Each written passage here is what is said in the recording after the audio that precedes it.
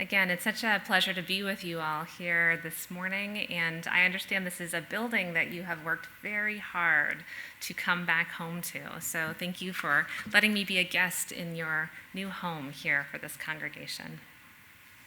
So I also wanted to share greetings. I began my week up on a hill in Rancho Palos Verdes with about 50 colleagues, Unitarian Universalist ministers who are serving our congregations in Southern California, in Arizona, and Southern Nevada, and I want to bring you their greetings as well.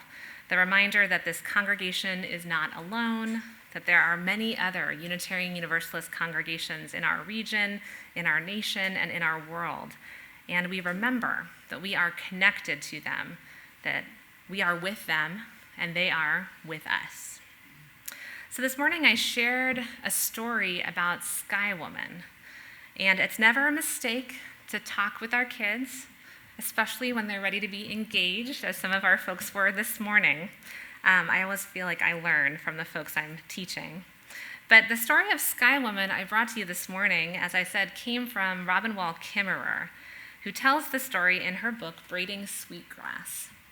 When Sky Woman fell from a hole in the sky and was carried on the backs of the geese and received the gifts of the animals who helped her and danced the world into being on the shell of a turtle.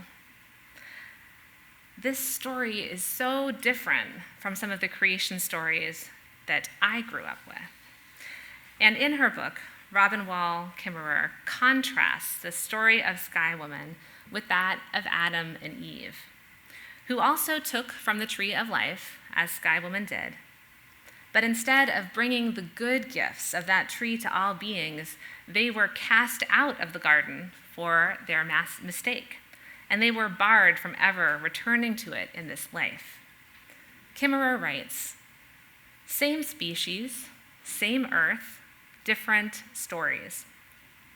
Like creation stories everywhere," she writes, "cosmologies are a source of identity and orientation to the world. They tell us who we are. We are inevitably shaped by them, no matter how distant they are from our consciousness. One story leads to a generous embrace of the living world, the other to banishment. One woman is our ancestral gardener, a co-creator of the good green world that would be the home of her descendants. The other was an exile, just passing through an alien world on a rough road to her real home in heaven." Kimmerer continues, "And then they met, the offspring of Sky Woman and the children of Eve, and the land around us bears the scars of that meeting, the echoes of our stories. I can only imagine the conversation between Eve and Sky Woman. 'Sister, you got the short end of the stick.'" Now, I know Reverend Kent has been talking with you about covenant and the American beginnings of our creation story as Unitarian Universalists, beginnings of mutuality and relationships that provide a foundation for our liberating faith today. As he has said as well, our spiritual pluralism and diversity of belief today means that Unitarian Universalists don't share a single cosmology. We don't have one creation story that sums it all up. Instead, we live at the crossroads of many different stories. I imagine it a bit like the kind of crossroads they have in storybook villages, those signposts with all of the hand-lettered signs that point you down each road that tell you how many miles it is to faraway places, to Beijing or Washington, D.C., to Mexico City or Boise or Vancouver. Except our signposts might say, "This way to earth-centered traditions," "Humanist prophets this way," "Buddhist spiritual practices over here," 15 miles to Christian moral teachings. At the same time, though many are the paths before us, most of us did grow up with a dominant creation story to tell, or to rebel against, or to come back to again and again for solace, for direction, for meaning. I think of Sky Woman tumbling down with her bundle, waiting for the sound of the wings of the geese. I think of Eve in her garden, tending to wild, as the poet told us, in the cool of the day, contemplating her work, not knowing of the banishment to come. I wonder how each of you relates to the earth. Are you a child of Sky Woman or a descendant of Eve? Or do you live at the crossroads of such a people, in the borderlands with their scars and experiments in cross-pollination? Kimmerer herself lives at the crossroads of science and indigenous ways of knowing.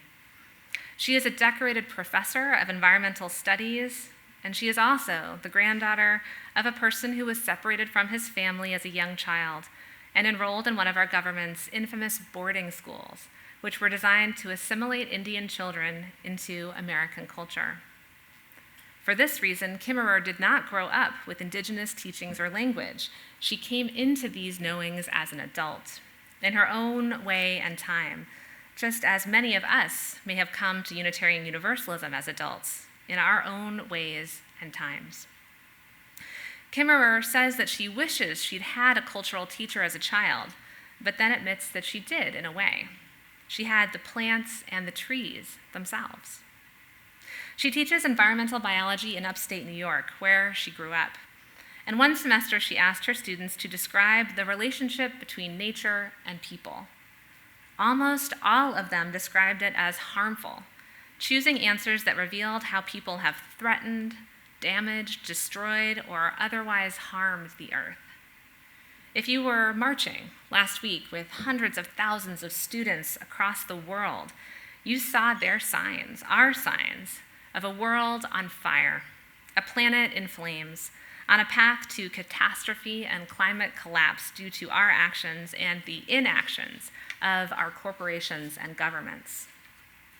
Kimmerer was distraught by what her students were telling her, not because this isn't a true story, a story all of us humans are living, but because it gave us no foundation upon to build a different way of being in relationship with the earth, a different way in which to pursue mutuality and interdependence.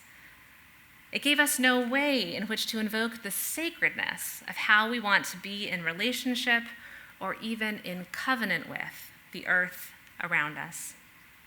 What the students were saying was not only that people have harmed the earth, but that they feel distant from it, that they are worried that the only way that we can be with the earth will cause harm and destruction.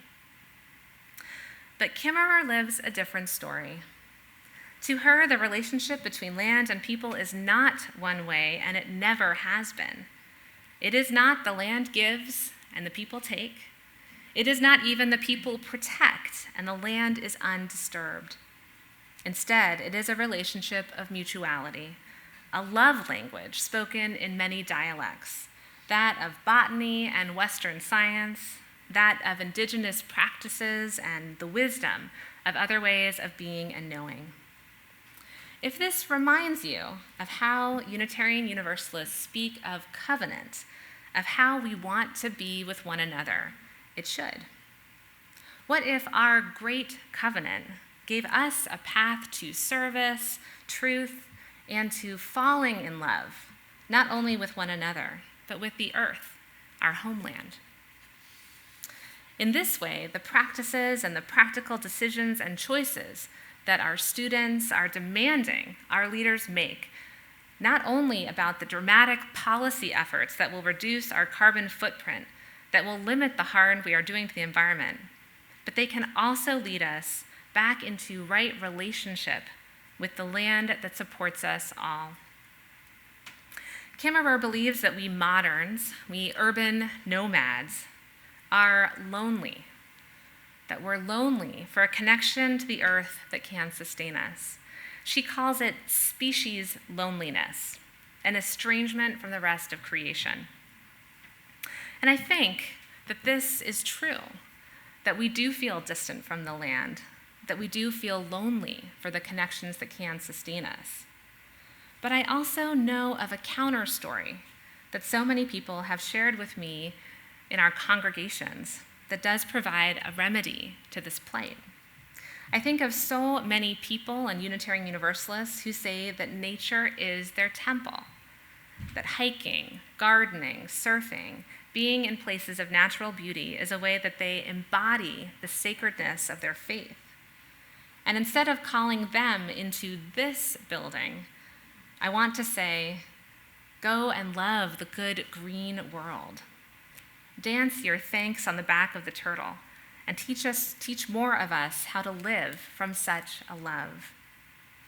I think of how often the people who have survived some of the most difficult and harmful actions that can be caused by other people, abuse, violence, betrayals of trust and common humanity, speak of being held by nature when no other person, no other being, no other faith or religion could hold them and their pain. For one of my colleagues, the place of sanctuary was a field bright with sunflowers that she could only reach through a dark forest path. For another, it was a backyard in Kansas, where she said every stalk of prairie grass was lit up from within. For me right now, it's that grand canopy of fig trees that line the streets close to my home, that shade the sidewalks and gently turn in the ocean breeze, that lift me out of myself and guide me toward another way of being. I wonder if there is a place in the world where you live now, or where you have lived before, that holds you when you come to it in need. Is this a place that calls you home to make a place for yourself in the world when so many other places are lonely or bare?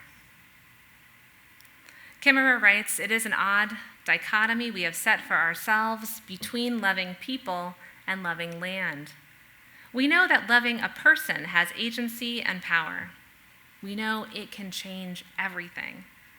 Yet we act as if loving the land is an internal affair that has no energy outside the confines of our head and our heart.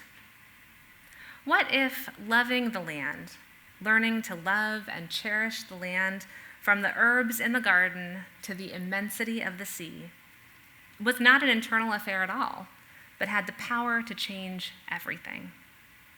I wonder what it would mean if our great covenant was not limited to our sacred relationship with one another, but was expanded to encompass the whole hurting globe that we are holding in our hands.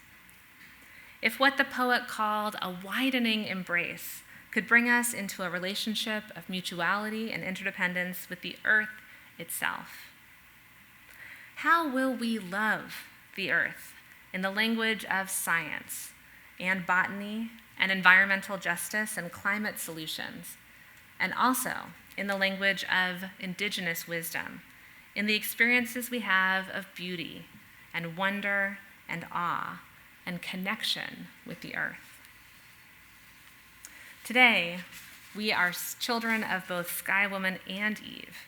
We are children of the borderlands that have been scarred and enriched by the collision of these worlds.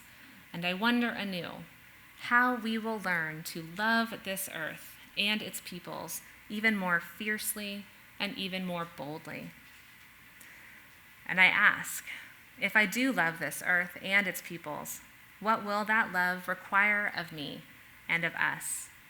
How must we change? What do we need to learn? And how will we sustain one another in story and song as we learn to live from such a love? May we be the ones to make this so.